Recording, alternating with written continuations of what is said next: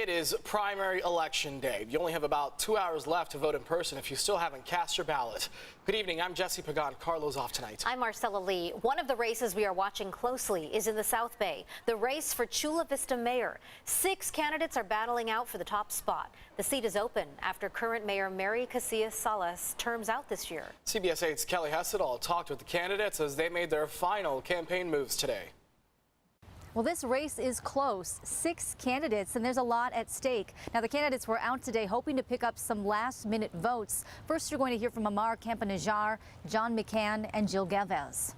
I'll bring a new, fresh, different perspective, and I'll unite people to get things done, whether it's public safety, affordable housing, or lowering the cost of living. Chula Vista is my hometown. I'm the most qualified with proven results of being endorsed by the Chula Vista Police Officers Association. We'd like to make the toll road free for Chula Vistans. We'd like to continue to work on homelessness and get unsheltered housed where they're at. We'd like to continue to hire more police officers and firefighters. And today these candidates were out waving signs on street corners. They were knocking on doors in neighborhoods. Amar Campanajar, his name is probably familiar to voters as he ran for Congress twice but lost to Darrell Issa and Duncan Hunter Jr. Now, John McCann currently sits on the council. This is his 4th term. He is a lieutenant commander in the U.S. Navy Reserve. He grew up in Chula Vista and went to SDSU. Jill Galvez is a current city council member. She also served as deputy mayor in 2020 and has called Chula Vista home for the past 30 years. Zanita Encarnacion was born and raised in San Diego, lived in Chula Vista since 2004. She is currently chief of staff to Southwestern College's president. This is her first time running for office. Rudy Ramirez is a former Chula Vista council member. He's a lifelong Chula Vista resident, a businessman who served on several boards and committees during his time in office. And finally, retired U.S. Army Major Spencer Cash served more than 20 years, mostly as a medical evacuation helicopter and medical operations officer. He is a graduate of San Diego State University. Here's what Encarnacion, Ramirez, and Cash had to say. One of the big issues that we need to deal with is that transition from a bedroom community to one where people can actually work, play, and spend here. My experience operating and working in the city during very tough economic times, learning how to do more with less, I think is going to be a lesson that the citizens of Chula Vista will appreciate going forward. We've got 400 acres that can be developed into a tech and trade school district where there'll be 50 different tech and trades offering skills and certificates in a fully supportable space. Now, we were not able to get in touch with Cash today, so the interview you just heard came from a previous interview we did with him. Now, the top 2 candidates will face off in a runoff election in November. Kelly Hessedal, CBS 8. Thank you, Kelly. One of the other hotly contested races is the one for the 80th District Assembly seat Lorena Gonzalez has left open. It's expected to be a close race between Georgette Gomez and David Alvarez. You'll hear from both of those candidates in our next half hour. Governor Gavin Newsom, meantime, is back on the ballot nearly a year after a recall attempt, and he's expected to easily win this time around. 25 other candidates are running for governor, and whoever finishes in second place will face the governor this November. Polls suggest the governor's most likely challenger will be Republican State Senator Brian Dahle. Crime is consistently one of the top voting issues in California, which puts the Attorney General's race in the spotlight as well. CBS 8 political reporter Morgan Reiner is live at the Capitol for us tonight. Morgan, is incumbent Rob Bonta safe in this primary? Polls are showing that people are voting right down party lines. And in a state like California that's so overwhelmingly blue, that means that the Attorney General, Rob Bonta, will most likely make it to the November general. The question is, who is he going to run against? It's what experts are calling a race for second place. So who's fighting to be number 2? You have independent Sacramento County District Attorney Anne Marie Schubert. It's been well over a year since we launched this campaign, so I just feel like we put some tremendous work into this. I'm excited. She is behind in the most recent Berkeley poll. As I travel this state and I talk to people, no, it doesn't concern me because I'm very confident in the passion of my voting base and the support that I've received across California. You have the California GOP pick, Nathan Hochman, who says he will enforce whatever laws are on the books in California, even if they don't align with his party's platform. I am running to be California's Attorney General.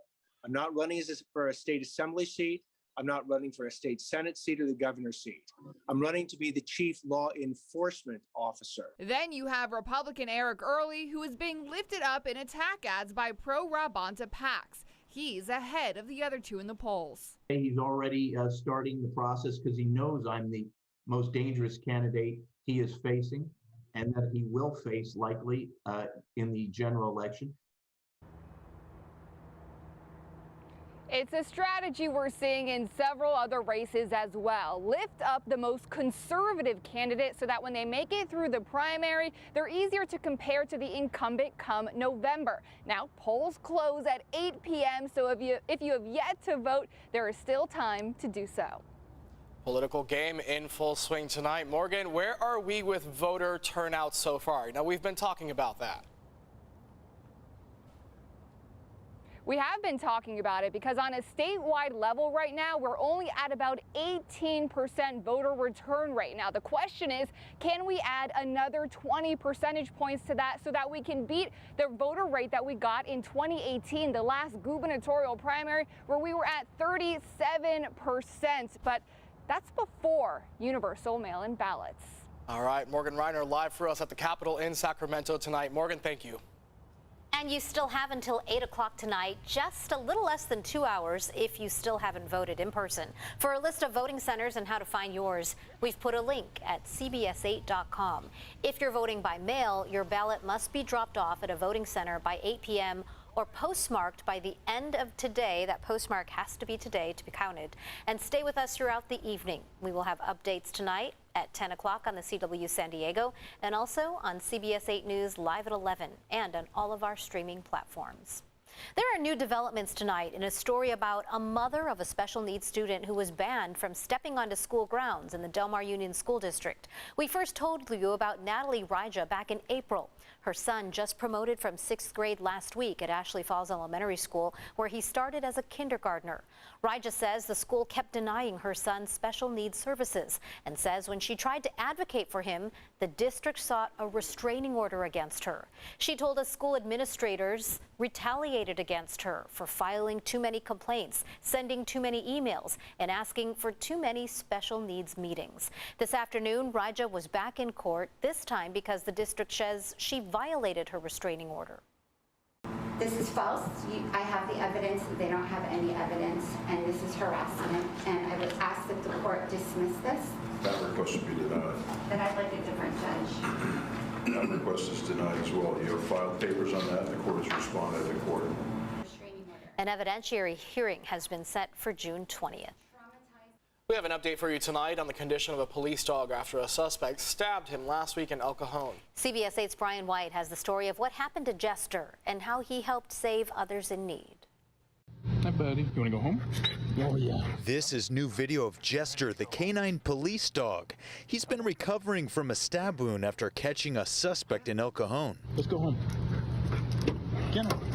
It all started last week on Wednesday when El Cajon police responded to Roanoke Road after reports of a man slashing car tires with a butcher's knife near Cajon Valley Middle School. When they arrived, he had already punctured 25 tires. It wouldn't drop the knife, and then he took off running.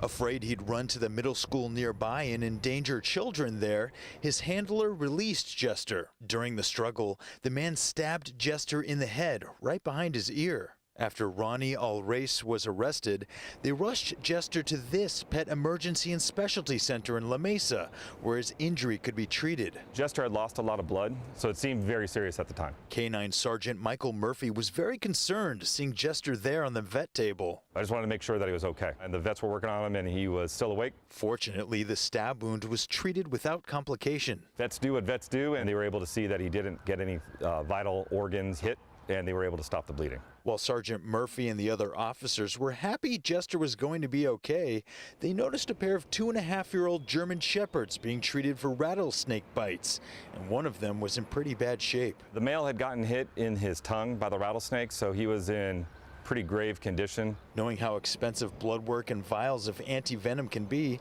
Sergeant Murphy, who's also president of the El Cajon Canine Officers Association, decided to help this family out with a $1,300 donation from their nonprofit. He was getting the one treatment of anti-venom, so we said we'd cover any additional anti-venom that the dog needed in the blood work to help that family out. Sampson's owner, Margaret Hodges, expressed gratitude on Facebook for the generous deed. You ready to go home?